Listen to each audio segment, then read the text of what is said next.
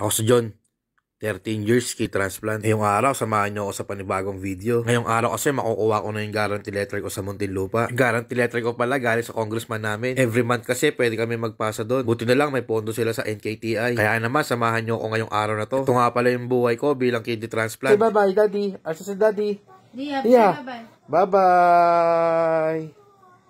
Bye-bye. Daddy, say bye-bye. Bye-bye. Dia, bye-bye. Si daddy, mami, bye-bye. Love you, mami.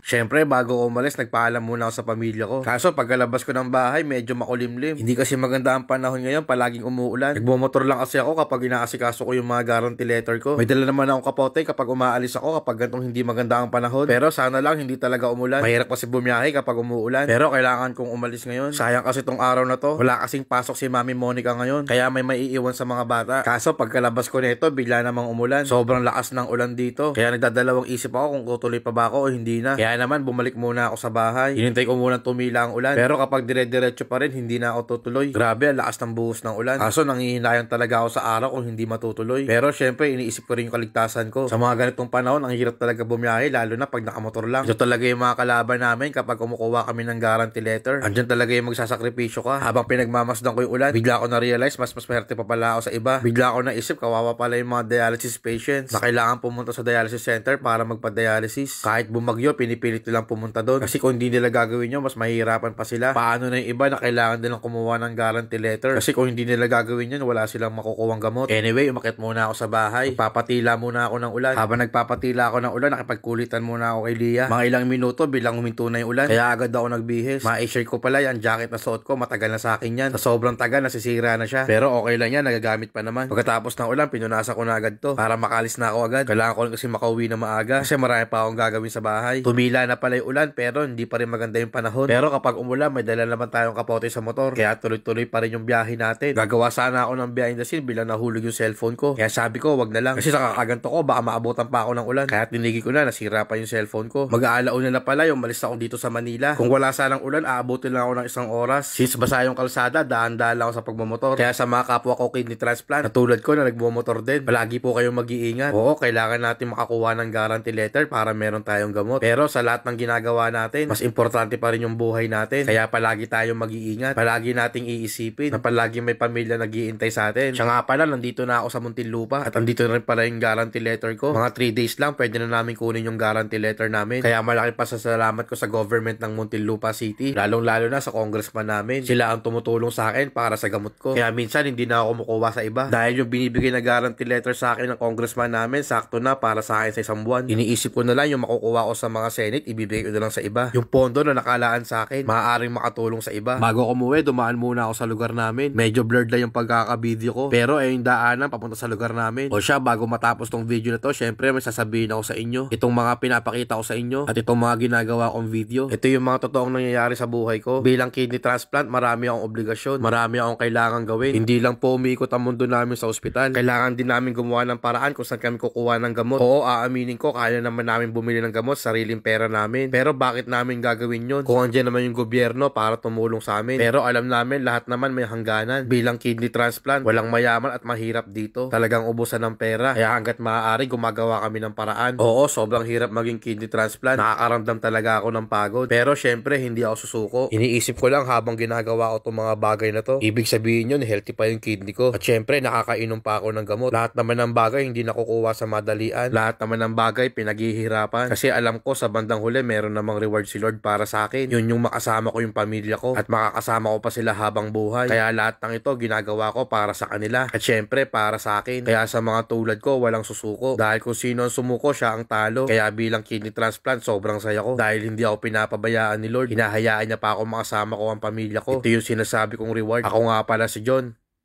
Isa po akong kidney transplant at ito ang buhay ko. Oh, paano ba yan? Hanggang dito na lang. Hanggang sa muli. Paalam. Peace.